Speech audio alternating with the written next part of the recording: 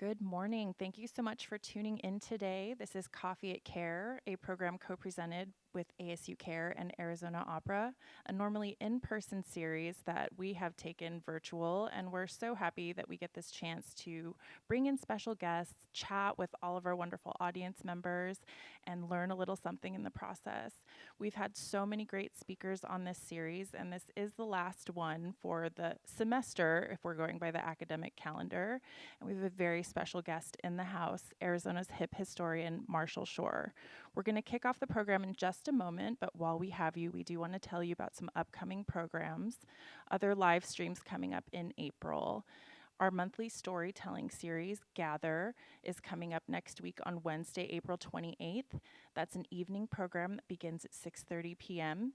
And we'll have 3 storytellers get together, tell a story around a theme, and then do a fun Q&A after all the stories.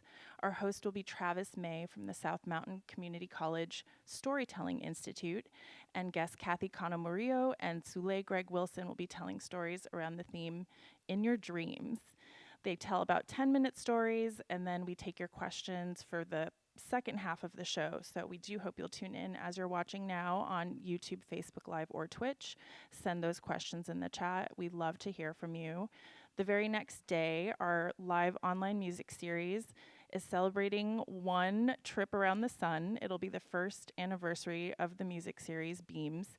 And we're going to have Grace Rowland, Rising Sun Daughter, performing live from the venue. Sorry, folks, you'll have to watch that from home, but we will be so honored to have Grace in the house performing live, using our piano, performing on all her many instruments, and presenting her really, really wonderful folk Americana sound. She landed on Pop Matter's top 10 folk albums of the year in 2019 with her EP, Icy Jane. She's got a bunch of new work. She's got a new batch of material that we've heard a little bit about, and we really can't wait to see what she's been working on with her time in the pandemic. We're about to now hand it over to Marshall Shore. Please do send in your questions anytime in the chat. We'll make sure Marshall sees those, and then we'll wrap up with a mini performance from a Marion Roos Pullen studio artist. So great to have people in the venue, and we do miss you, our live audience, but thanks so much for tuning in, and please enjoy 50 Years and Counting with Arizona Opera. Well, hello, everybody, and good morning. I want to welcome you all as we get a chance to kind of jaunt through some history. We're doing some Arizona history, some Arizona opera history. We're going to have fun, some quirky stories. And I always like to introduce myself. So my name is Marshall Shore. Now you might wonder, why am I here? How did I get here at this podium at this moment, this time? Well, 21 years ago, I was working in a library in Brooklyn, a lovely Carnegie building. But it was cold, there was snow, and I had had enough. So I decided to trade that library for a library in South Phoenix, a 1950 branch library. And there was a rich old tradition of that community. And that's kind of one of the things that got me going and looking at, oh my gosh, let's talk about the modern history of Arizona. Now, to do that, I had to load everything I own into a big orange cube, a U-Haul, and their International World Headquarters are right here in the Valley of the Sun. Now, when I got here, promptly moved into a lovely 1956 ranch. Now, when I moved in, it was oh so many tones of beige.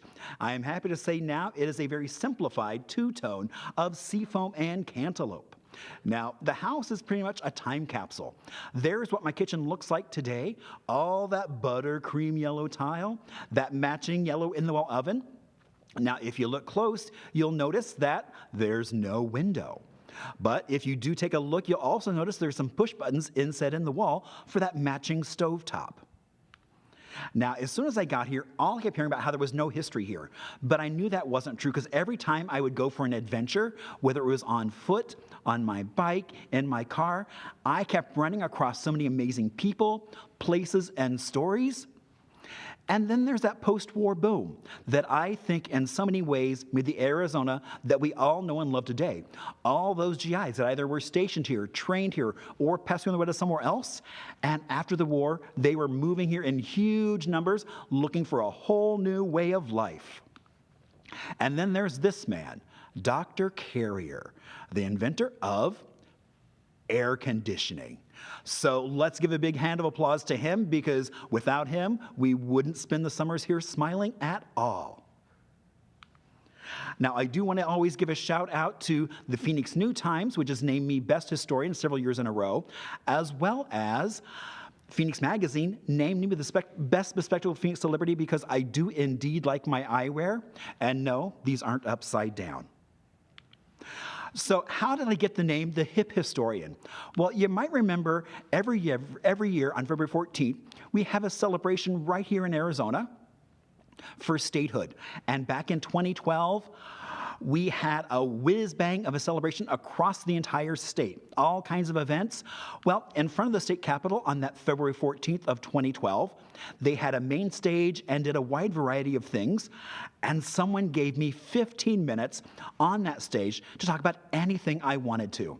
And I chose to talk about an event that was started by Charlotte Hall back in 1926. It was called Mask of the Yellow Moon.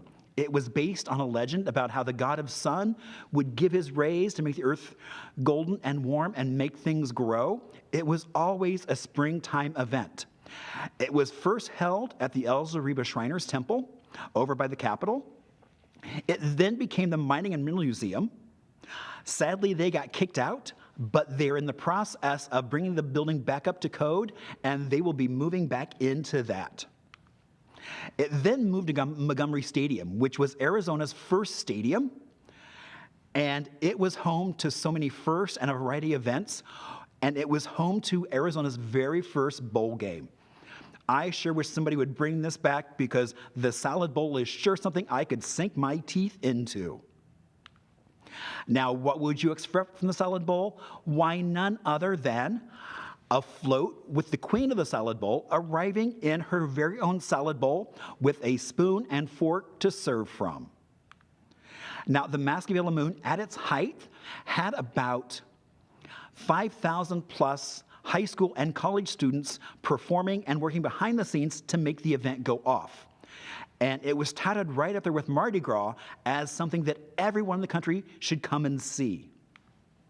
It was also the world premiere of Freddie Groffe's Valley of the Sun Suite.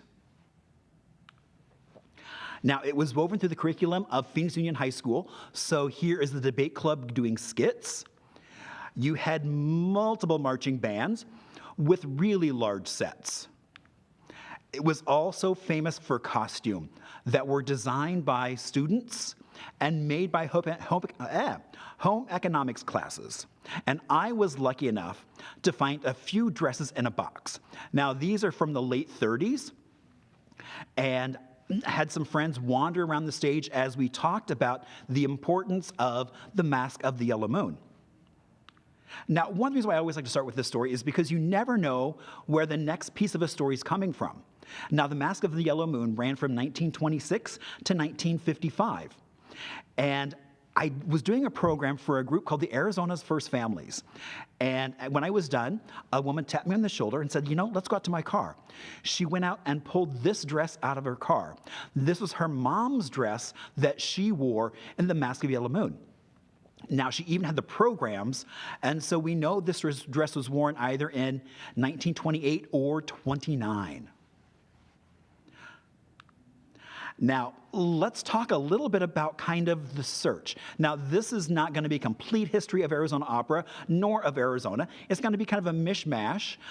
It's also just kind of the first blush looking at some of that Arizona opera history.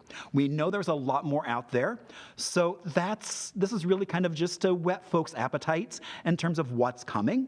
There's a lot more that we'll be digging up. So, lighting. So we have a story about a Japanese immigrant who actually wound up coming to Arizona, trying his hand at silver mining.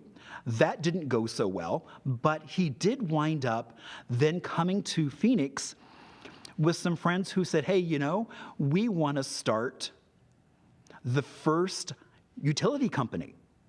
And indeed, Mr. Onick did do that. It then became APS. Now, that was back in 1886. Now, you might wonder, why are we talking about him? Well, we're talking about him because of his daughter, Haru Anuki. She actually became a stage performer doing opera. She was well known for Madame Butterfly. Traveled across the country in kind of her signature role. Now, she also wound up in a relationship with Ripley of Ripley's Believe It or Not, and wound up suing him because he didn't want to marry her. So, lots of drama going on there. Maybe it might be another opera. Who knows? Now, when we start looking at Arizona Opera Company, I did find back in the early 60s, there was an Arizona Opera Company. In fact, here's a program from 1960, and they were based right here in Phoenix. And then in 1971, as Arizona Opera Company was Tucson Opera was forming, there was Parr of Arizona who wound up, he had a clothing line. He did a lot of motorcycle gear as well as a lot of other clothing. He actually sent clothing off to New York for an opera there. Now we just found this, which is the logo for Tucson Opera Company that started back in 1971. Now, here is an article talking about their first meeting. And one thing that's interesting is trying to find out who were kind of those original folks that were involved with it. And sometimes you run into problems because women were not known usually by their own name. They were known by their husband's name. So that kind of adds another layer of mystery into trying to track some of these folks down.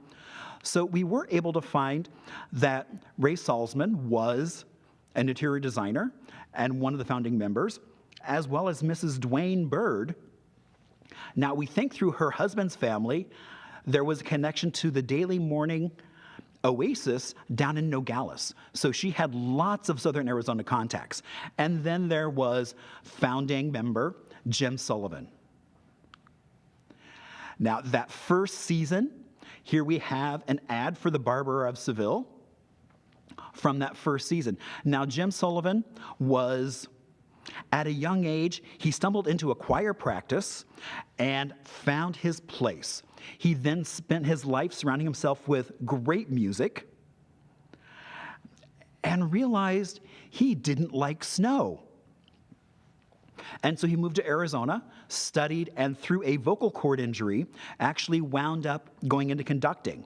And that led him to be a founding member of Arizona Opera, where he served as the director for over a decade, and then moved on to California, as well as then conducting across the globe.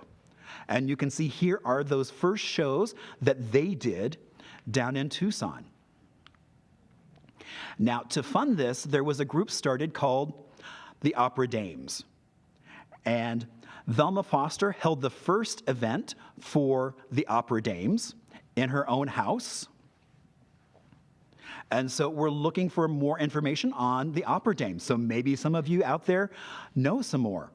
So please, this is not by any means hey, this is the end of the discussion. But back in 71, to kind of help set the tone of what was going on, you've got the Chase Tower opens up. Symphony Hall opens up. The Salt River floods. And the population of Arizona is 1,745,944, which was up almost 35% since 1960. And it didn't stop there.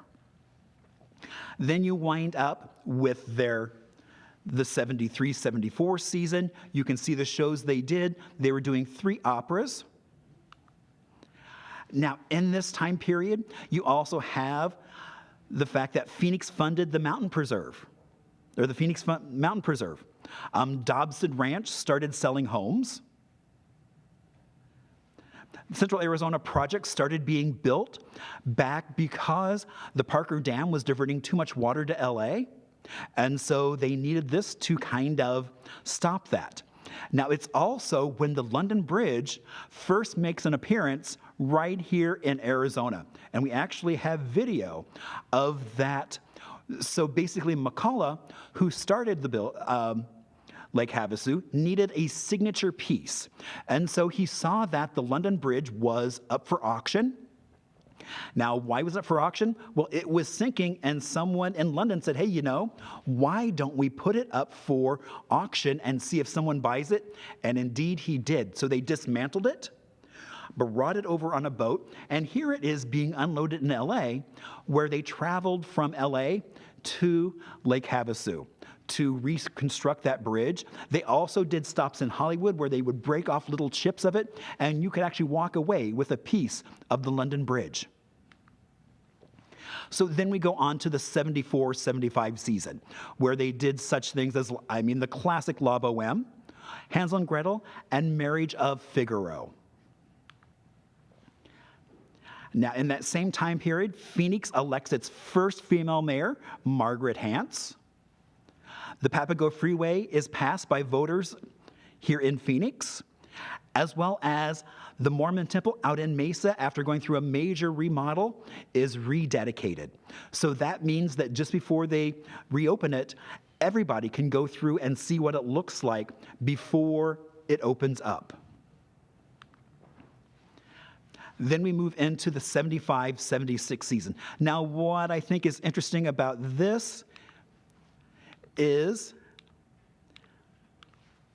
that you have, Raul Castro being the first Latino elected governor.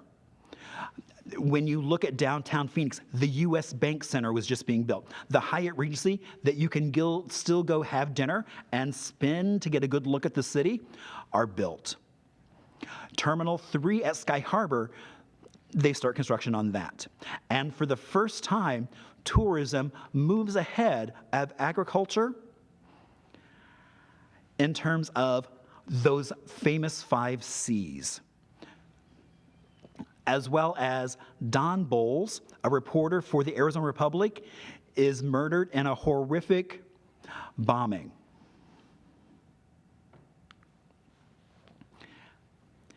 So here we have the 76-77 season. Again, those 3 operas. And this seems to be the first time that they actually start doing that by city, where they actually do both operas in Phoenix as well as Tucson. Now, also that same year, you have the Mesa Southwest Museum opens its doors. The Hohokam Park opens up in Mesa. Bank of America Plaza down in Tucson is built, and the Grand Canyon is enlarged, adding more land to it, again, for all those tourists still coming to Arizona. And then we look at the 77-78 season. Now, these would have been both done in both cities of Tucson and Phoenix. And it looks like this is the first time that it then becomes Arizona Opera Company, or this iteration of it. I'm actually waiting to, I was hoping to get some information possibly this morning, I think it's coming through later this week, to look at that 60s Arizona Opera Company, and if there's any holdover from that original organization to then what became the Arizona Opera Company. Now, this same time period, Wesley Boland Park is established. Prescott Valley incorporates, as well as Lake Havasu City incorporates as well. So you can see Arizona is very much growing, leaps and bounds, new cities starting up, lots of new territories opening up, new things to do. People are looking for new entertainment, and they find it. So the Opera Dames become the Opera League of Tucson, and possibly, maybe not. So, there's lots of unanswered questions in this, and so that's kind of the fun of this. And so they did an event in that 78 through 96 that was Fashion for the Arts. And I recently found some scrapbooks, and those are actually photos from one of those events. I don't know what year, but I look forward to getting a chance to take a better look at those scrapbooks, and seeing what all is there. Now, Terminal 3 opens up this year. Fiesta Mall opens so people can go shop. The Mesa Amphitheater winds up being built. So more and more entertainment is going on. People are shopping. Everything is growing, growing, growing. The Mesa Weekly News starts publication, as well as KMLE, Camel, begins broadcasting from Chandler. Now, in this 79-78 season, you see they moved up to 4 shows, as well as they weren't just doing shows, they were doing a lot of outreach. And so this is they were doing puppet theater opera that they were able to then take and introduce kids to opera through puppets. I'm looking forward to finding more information about this because that's also one of my personal loves is I adore puppets. That same time period, Arizona, the population has now grown to 2.81 million folks. And again, water is an issue. The Salt River floods washing away many bridges. So here we have then that 1980-81 season where Richard Volchek becomes the director. Now he was from the Metropolitan Opera as a conductor and was kind of brought in when Jim Sullivan left to just kind of make it a smooth transition into what was next. Now, that same time period, Ronald Reagan appoints Senator O'Connor to the Supreme Court. And you can see they've now gone to more productions. This looks like it's a double billing.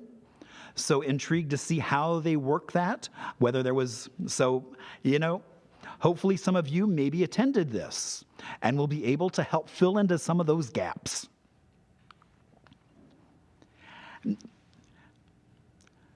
So at this point, Phoenix is growing so quickly that they expand city council from 6 to now 8 members.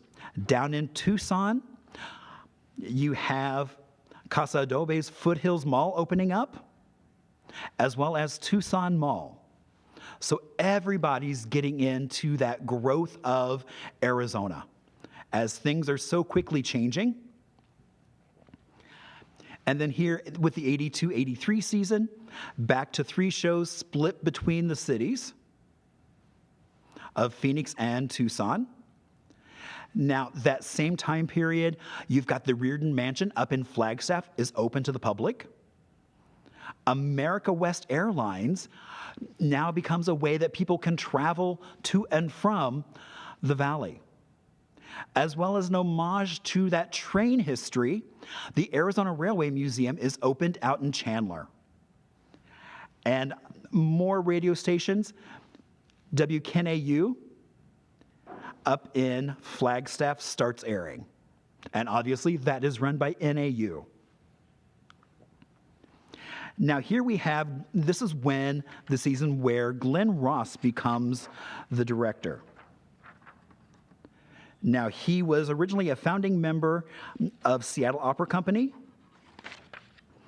and he was there for 20 years, and then became the general director for Arizona Opera, where he was here for about 15 years. Now, he was quite eccentric. I don't know if that's the right word, but he always had the ability to find young folks that would come in from different walks of life that he believed in to step up and meet challenges that he would throw at them. He also had a great eye for PR and marketing. Why, in fact, he was also known to love live animals on stage. And so for operas, he would do things like he stashed wolfhounds in folks' offices and didn't really tell any of them. They would just come in and find a dog smelling up their office. At this point, the population of Arizona now exceeds $3 million. Terry Goddard becomes mayor of Phoenix. ASU West Campus is established. The downtown Arizona Science Center opens up, as well as that homage to petroglyphs. Deer Valley Park opens up in North Phoenix.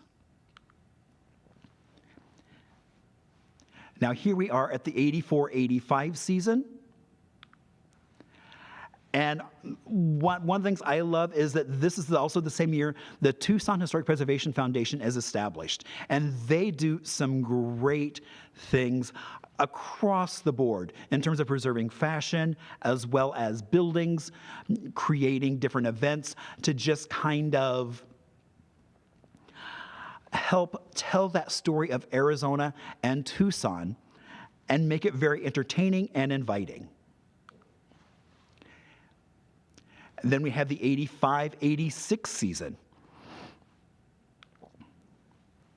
And in that same year, you have Ballet Arizona is now headquartered here in Phoenix, as well as Electricity, which is now made by the Palo Verde nuclear plant, is now open. So in this 86-87 season, they're now doing 4 operas. Again, some of those classics, La Boheme, Barbara of Seville. Phoenix receives a visit from both the Pope John Paul II and Mother Teresa. The Mesa Historical Museum opens its doors, and Tom Vlogi becomes the mayor of Tucson. Now, this season is when we first find mention of the Opera Ball, which is a fundraiser for the opera, and this year it was Opera Salutes Broadway. That same year, the Cardinals football team relocates right here to Arizona. The Titan Missile Museum, one of my favorite quirky museums, opens because it's the only remaining Titan missile complex in the entire country. And you can still go visit it today and go see a fax machine circa 1960 that takes up an entire bedroom, as opposed to now, does anyone even use a fax machine? So in that 88-89 season, you see they're doing La Traviata, again, some of those classics. And we've got a little bit of a story here. So in Carmen, sometimes when the performers give their measurements, they're like a lot of us, they're inclined to say, I'm smaller than this. So here are my measurements, which is all well and good until they go to squeeze into a too tight costume. And that's exactly what happened during Carmen. And so as the performer is out there, his pants split up the back in the middle, and they don't have time to fix them. His tighty-whities are indeed showing, and what they do is they take a magic marker and color in the back of his underwear so that way you cannot see them. Now also in the Puccini opera, as with Schnicke, one of the singers is wearing a big prosthetic nose, which is all well and good until right in the middle of singing, his nose falls off into the orchestra pit. And he just goes on doing his song, because that's the only option. The show must go on. Now, this same time period, the Herberger Theater Center opens its doors. Politically, it's interesting because Governor Meekum is impeached, and that brings in Rose Mofford as our first female governor. Now, you could also go downtown Phoenix and watch the Grand Prix running through the streets. It's also the beginning of the Ostrich Festival out in Chandler, as well as Chandler Center for the Arts opens its doors, and Fountain Hills is incorporated. Now, Opera Ball looks like it makes another appearance, and they start doing other things. The Opera Dames do a home tour. And from what we can find, it looks like they did it from 89 to 2012. And in that same year, Arizona is growing leaps and bounds yet again. I mean, 3.6 million folks now live in Arizona. Terminal 4 opens up at the airport. Desert Sky Pavilion opens in Phoenix with Billy Joel as its first act. Now, in that same time period, highways are being opened. The Papago Freeway Tunnel opens. We almost lose some buildings, such as the Mormon church that's there, that is now the Great Arizona Puppet Theater, as well as the Shackelford House, which is now home to Arizona Humanities, as well as a new mall in Mesa opens up, Superstition Springs Center. Now, in that 90-91 season, they do a variety of things, including Elixir of Love. The Viad Tower is built, as well as Biosphere 2, which, you can take a tour. Last time I took a tour, they didn't allow you inside, and I hear they now let you inside the building, which I'm looking forward to getting a chance to go down there and go inside to Biosphere.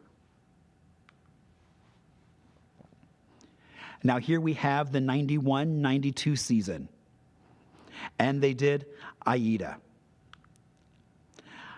as well as the Rossini opera, and they did that at the Orpheum.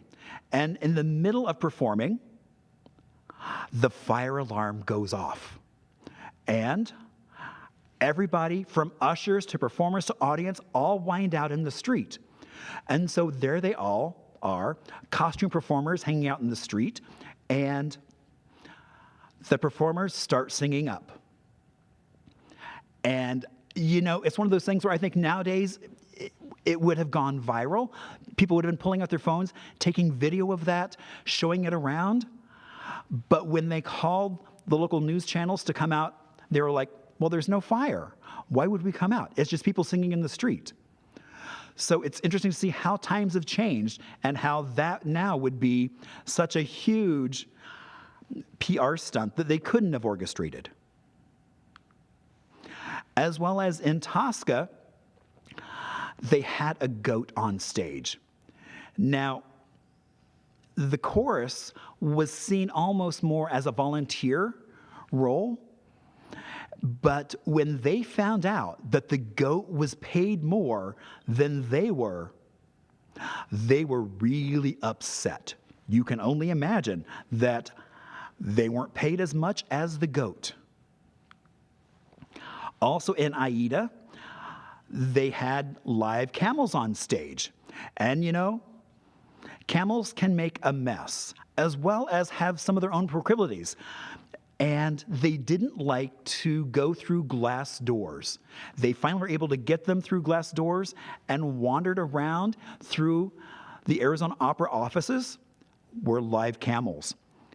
As well as they were looking for a photo of Glynn Ross as he's having to shovel and clean up after those camels, and with the caption of, "This is the job of the general manager." And also on stage, one of the camels makes a mess, and the actors are so busy performing that they don't notice, and one of the actors slips in that camel mess. Now, this same time, America West Arena opens its doors. Joe Arpaio is elected Maricopa County Sheriff, and Arizona voters approve Martin Luther King as a state holiday. Then we have the 92-93 season. This same time period, Williams Air Force Base closes after 50 plus years of providing military service. Arpaio creates Tent City to help alleviate crowding. Again, Salt River floods, destroying a brand new bridge built after the last flood. And Steve Benson, a cartoonist for the Arizona Republic, wins a Pulitzer Prize. In this 93-94 season, you see they're doing Barbara Seville, Turandot, Der Fledermaus, and Siegfried. And in that same time period, John Nelson becomes mayor of Phoenix. The city hall that we all know opens its doors, as well as Williams Gateway Airport opens its doors for operation. And then we had the 94-95 season. And that year, Burton Barr Library opens its doors. A Will Bruder building that I think even to this day still looks very contemporary and modern. And you wouldn't have guessed it was that old.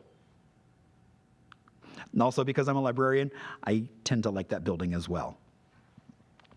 Now, it gets kind of interesting here because you can see in this 95-96 season, they're doing a lot more operas, and including Wagner's Ring Cycle, which is a rare thing to actually be able to pull them all off. And with that, I'm trying to find more of the story about how one of the costume pieces, a Tarnhelm, winds up in a space shuttle, being shot up into space and coming back. So if any of you out there know that story, please let me know.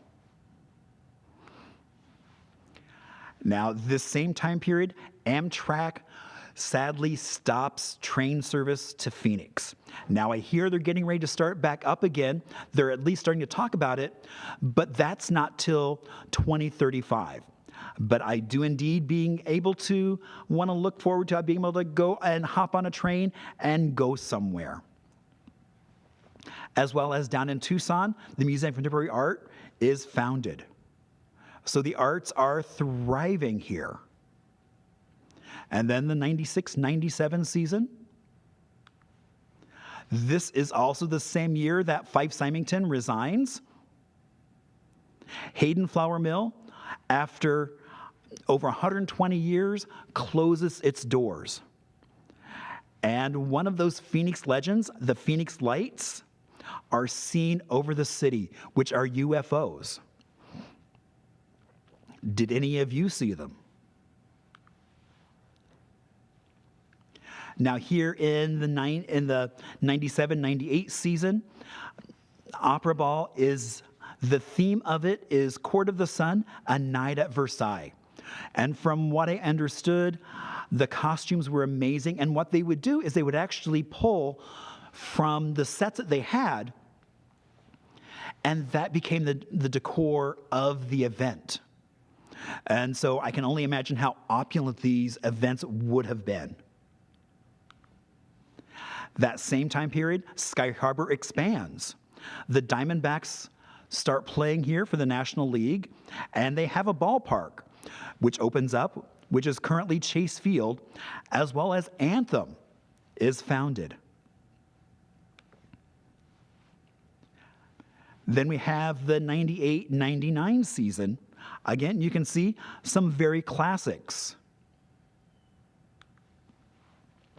Now Arizona is growing even faster.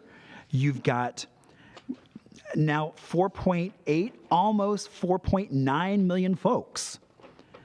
Now Tempe Town Lake is also completed at this point.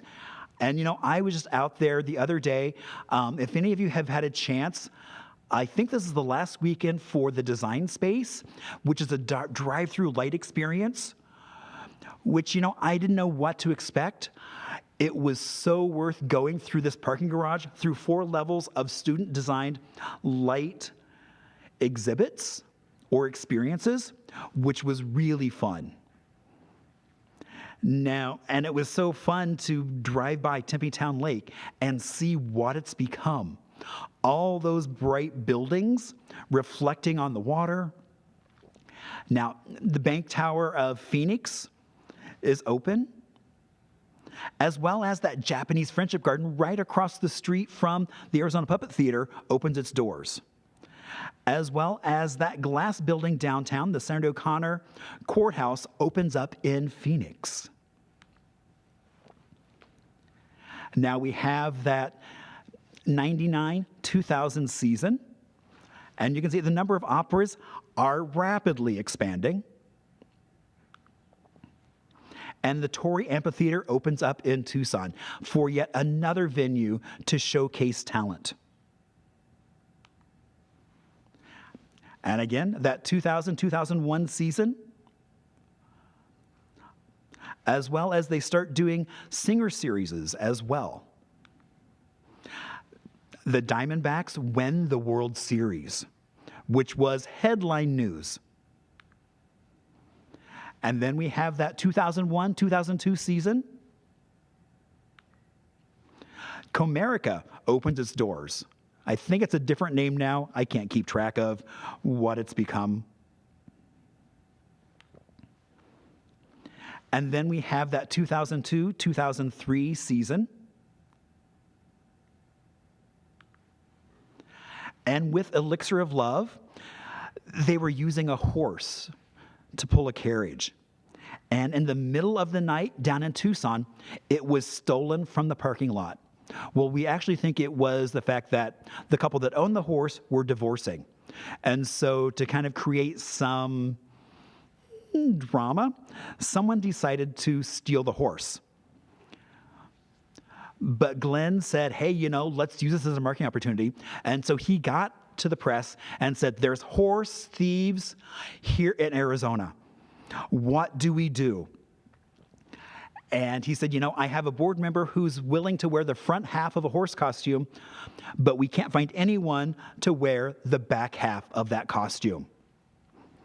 And then later, the horse was found wandering in the desert. Also, Arizona Roller Derby is headquartered here in Phoenix.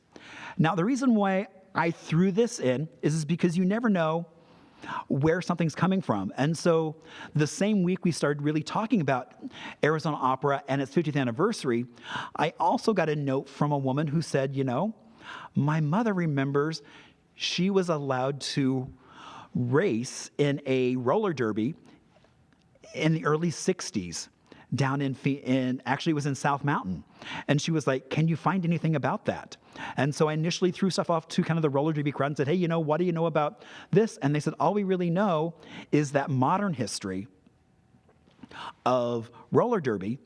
But then I did find an article talking about how there was a race track down in South Mountain, and they did indeed have a roller derby exhibition down there in the early 60s. So if any of you know anything about that, would love to know that as well. Because, some of my best stuff actually comes from all of you. Now here we have the 2003-2004 season. Again, we see La Boheme, Mikado, The Pearl Fishers, Sweeney Todd. They're starting to do some more Broadway. You see Gilbert and Sullivan showing up. And then in that 405 season, they start doing encore concerts as well. Mayor Gordon becomes mayor of Phoenix. T-Gen Research Institute opens up in downtown Phoenix, kind of heralding a genomics kind of rush to Arizona that becomes its own institution. And then in that 05-06 season, you can see they do things like, oh my gosh, Simile. That was such an amazing show. I mean, it was this very mod set with like a Marilyn Monroe lip couch. And I remember people would arrive on stage in cloud taxis. And it even had some friends and I, we were planning on actually doing just a cardboard cloud that you would walk through downtown and take people for cloud rides. We never did that, but it was so much fun having an opera spark this whole idea, which, we still could do. Mesa Arts Center is built. the Jewish History Museum down in Tucson is established, as well as the Southern Arizona Transportation Museum is dedicated in Tucson. In that 06-07 season, you can see Macbeth, Marriage of Figaro, Beauty and the Beast, and Madame Butterfly. That same season, Phoenix Art Museum goes through a major expansion, allowing for that sculpture garden, as well as some of the modern art to now be on display. The Cardinal Stadium opens its doors with that rollout field, as well as the Peoria Center for the Performing Arts opens its doors. Yet another venue for arts. And here we have the 07-08 season. Comerica Theater opens up in Phoenix as well. And now we have the Opera League doing a golf tournament in this 08-09 season. Senator John McCain wins the nomination for a Republican presidential run. In the 09-010 season, again, we see Barbara Seville, La Boheme, some of those classics. And at this point, Arizona is just bursting at the seams with now 6.7 million folks living here in Arizona. Light rail starts operating, as well as the Super Bowl is held at University of Phoenix Stadium. At this point in the 10-11 season, you have the Valley Friends of Arizona, of Opera. Valley Friends of Arizona Opera is founded.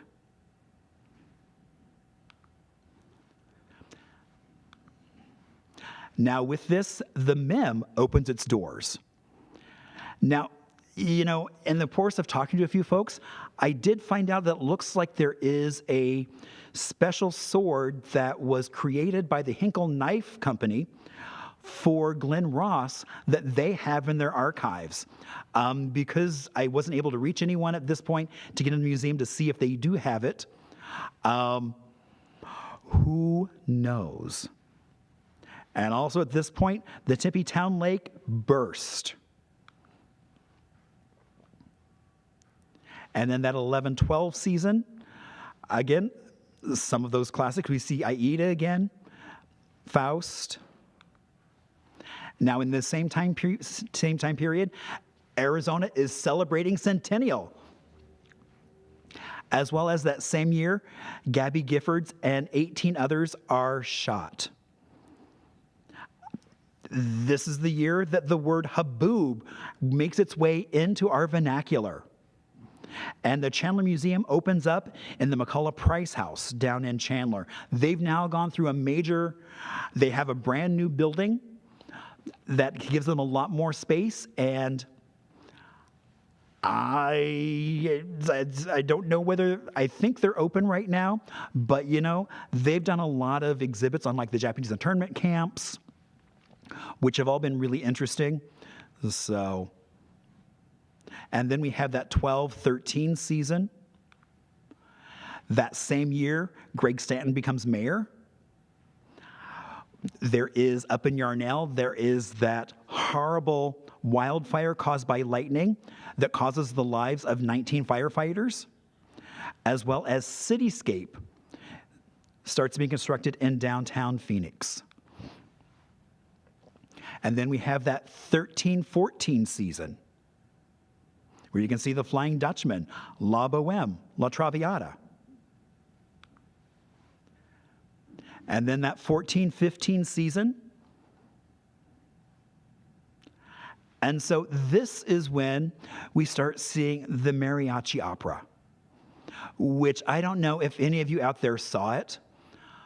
Oh my gosh, I remember it's like as you have the two actors out in front, when suddenly you hear the curtain open, that scrim drop, and there is that huge sound wave of that baker's dozen of mariachi. suddenly just kind of that sound wave hits you. It was so emotional. I remember seeing it here in Phoenix and trying like the Dickens to get down to Tucson to see it again, which sadly I wasn't able to do. Now, this is the same year that Arizona recognizes same-sex marriage statewide. And then in this 15-16 season, you can see things like Arizona Lady. So if any of you saw that opera, or a huge piece of opera are the costumes. And have you ever watched one in opera and be like, wow, I would wear that? Well, you know what? Today I am. This is actually one of the jockey silks that was made for Arizona Lady. Arizona Opera sometimes has a costume sale. And so I was able to get to one of them and found this beauty. I'm so excited to remember and be able to now wear a little piece of that Arizona Opera history. The next year, that 16-17 season, is when Joseph Specter comes to the opera company. Now, he came to us from Austin, where he was really kind of dedicated to bringing in new audiences, diversity, kind of exploring things. That's really his passion, and making that happen, being able to fund it. This is also the first year they do Riders of the Purple Sage, which, if any of you have seen that, it's amazing. Those Ed Mel sets are just phenomenal. The way that it is oh so Hollywood, but not. Then in that 17-18 season, they start being a little more kind of on the cutting edge with things like Hercules vs. Vampires. And then we have the Arizona Red series starting up, being a little bit more cutting edge with things like the Charlie Parker Yardbird opera and the Maria de Buenos Aires. And so that Red series is now funded, and they are going on and doing more things. Now, Arizona is now growing leaps and bounds. We're almost up to 7.5 million people right here in the sunny state of Arizona. Now, as we look forward to the season that's coming up, you have the Copper Queen film, which is part of that Red series. So it's actually based on a story about the Copper Queen, as well as another piece of the mariachi opera, The Miracle of Remembering, as well as getting back into doing a little bit of Broadway with some Sondheim, doing a little night music. Now, under Joseph, they've done some really amazing things.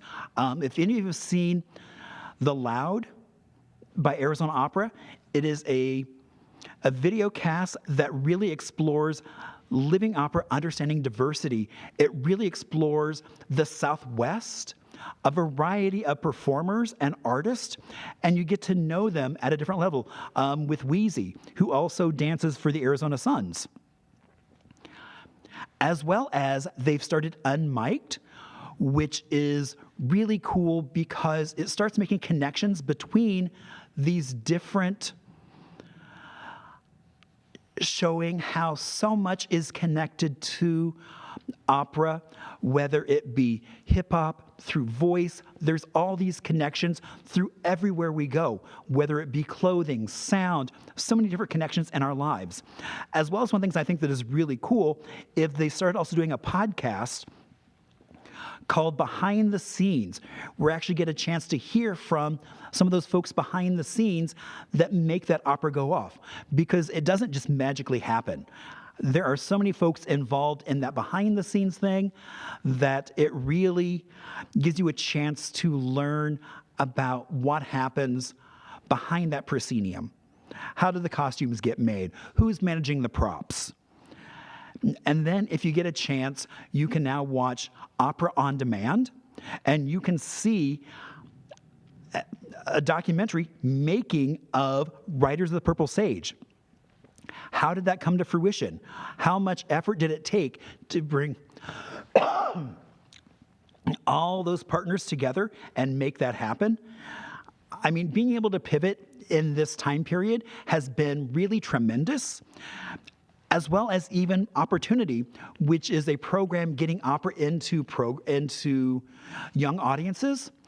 They are now doing those virtually so that kids are still being introduced to opera, even in this time period. Now, when we talked about the Copper Queen, it really does tell the story of the hotel in Bisbee about a woman, Julia Lowell, who was basically placed in captivity and forced to befriend men not of her choosing.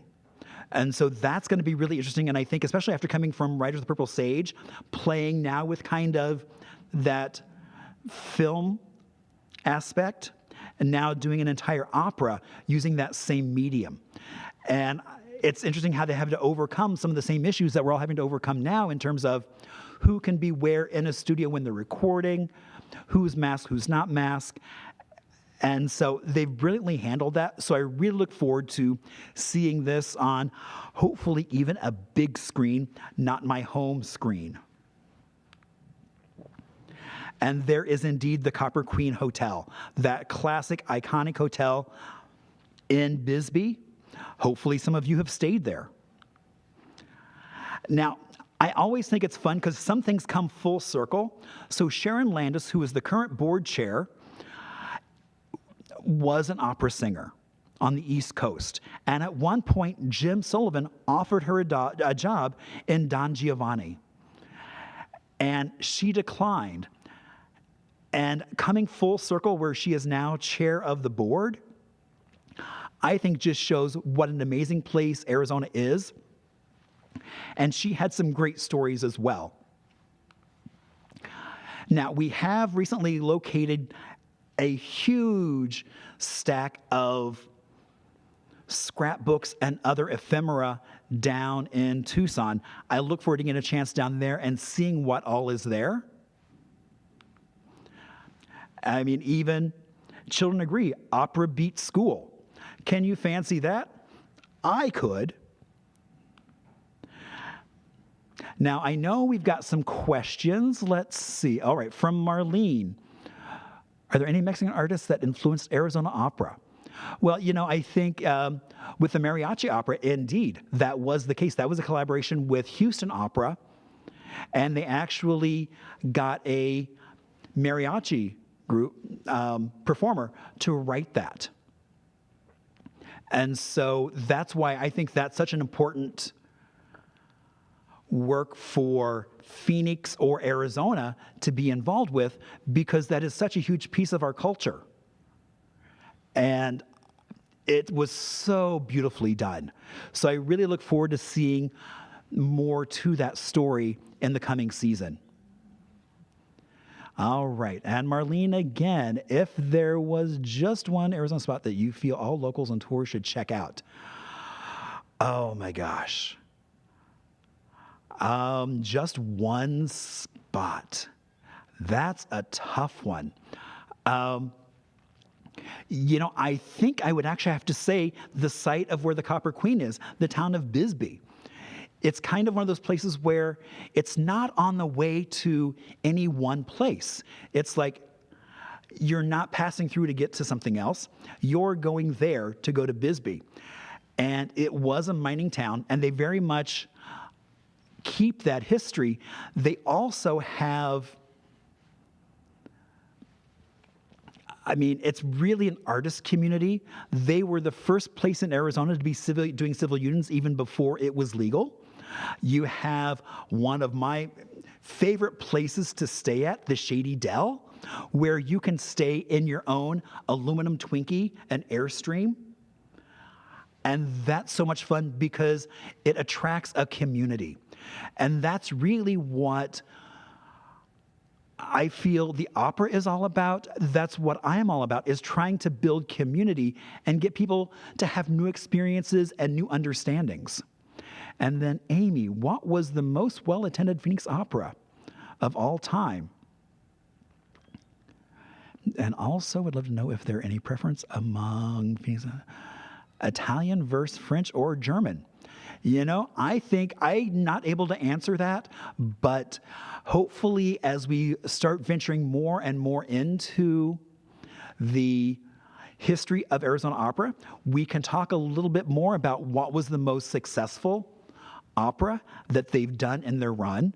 And oh my gosh, I just realized I did not mention Fellow Travelers, which was an amazing opera that really talks about the Lavender Scare, as in the McCarthy era, folks are being outed and their lives are ruined, and you have an opera based on that. Now, when I am buying a ticket, I always try to look and see when there's doing a talkback. And the night I went to Fellow Travelers, it indeed was a talkback. And it was so interesting because there we all are sitting, we have the actors getting ready to talk about it, and a gentleman stands up to make a comment, and I know in my own mind I'm thinking, oh gosh, what's coming out? Literally. And it was amazing because he said, he had been coming to Arizona Opera since pretty much its origin, and he felt that Fellow Travelers was one of the most important works that Arizona Opera had done because of its subject matter, the beauty of how it was handled, and I just love how Arizona Opera, as Arizona grows and becomes more and more diverse, how Arizona Opera is stepping up to the plate, and really through things like Loud, through Unmiked, even through Opportunity, really trying to expose folks to those connections, building community. And so I think we should move on we have a little bit of entertainment. So Riders of the Purple Sage. So it originally was a book by Zane Grey, Riders of the Purple Sage, done in the early 20s. It also has been brought to the stage several times. You've got Tom Mix, who was in a silent version, and luckily we are about to embark on something that's not so silent. So I want to welcome to the stage our studio artist.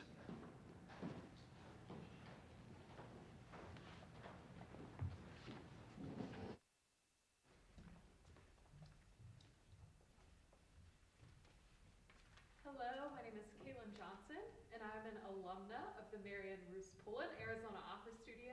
I was in the studio from 2018 to 2020, and I had the honor of performing the role of Jane Witherstein in the 2020 production of Riders of the Purple Sage. And I'm here with my friend and studio artist pianist Robert Bosworth, and today we will be performing Jane's aria.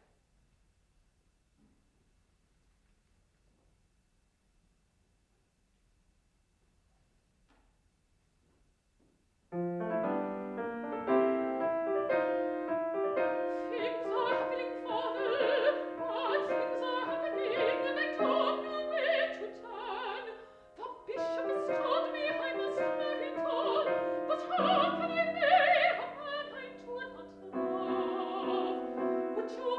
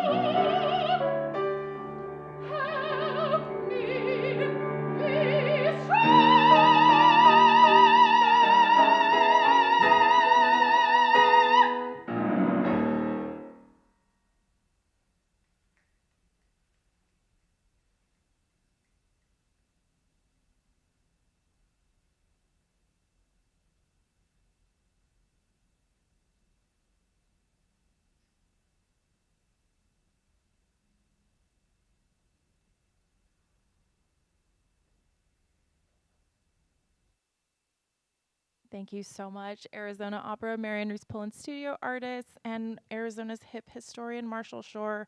What an informative program. And as someone said in the chat, this should be a required watch for new residents.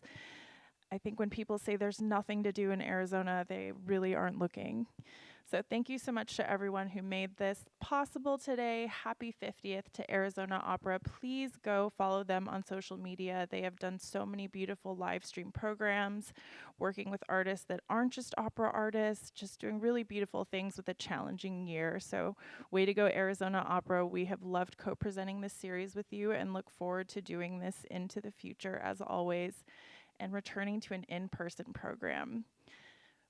Just a reminder about some other upcoming live streams that ASU Care has coming up next Wednesday. Our monthly storytelling series Gather will be happening Wednesday, April 28th, 6:30 p.m. Please watch the same way you are now on Facebook Live, YouTube, or Twitch. We have 3 storytellers, all Arizona residents, coming in and telling stories around the theme In Your Dreams. Travis May, who's a faculty member at the South Mountain Community College Storytelling Institute, will be guest host and telling a cultural story, so more of a folk tale, not a true story.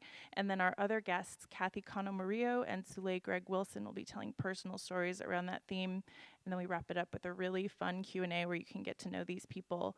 Kathy's actually the crafty chica. She's an author, a speaker, just one of the most positive people you could ever want to meet. And she also owns an art studio boutique, really fascinating resident. And Sule Greg Wilson is an urban shaman and poet, musician, yogi.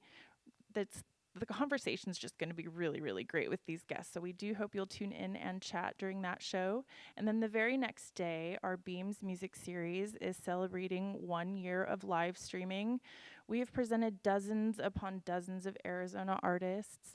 And this formerly weekly series is now on the second and final Thursdays of the month. And we are going to have one of our most viewed stream artists back, Grace Rowland, Rising Sun daughter, beautiful folk Americana. She comes from a family of fantastic string musicians. She plays the cello, the piano, the guitar, and sings like an absolute angel. So we do hope you'll tune in and chat with Grace Thursday, April 29th at 7 p.m. We do miss gathering with you in person and had to pivot very quickly to doing live stream virtual programming. All of this has been free, but these have been paid gigs for artists that come on and do our evening programs. We've done what we can to help bolster artists when they weren't really given a lot of gig opportunities, and we really wanted to stay connected with audiences by keeping the arts alive here in the Valley. It's been a lot of work, and it has not been without cost to ASU Cultural Affairs. And we do not receive any support from the university or the state, so if you've been inspired by any of our programming, please do stop by asukerr.com. There's a big gold Give Now button, and any amount will support arts and the artists and a beautiful historic facility that is so eager to come back from the pandemic and see you in person and have the curtain go up again to enjoy the arts together. Thank you so much for tuning in today. Thanks again, Marshall Shore. Happy 50th, Arizona Opera. Thank you to our studio artists, and please stay safe out there and have a great rest of your week.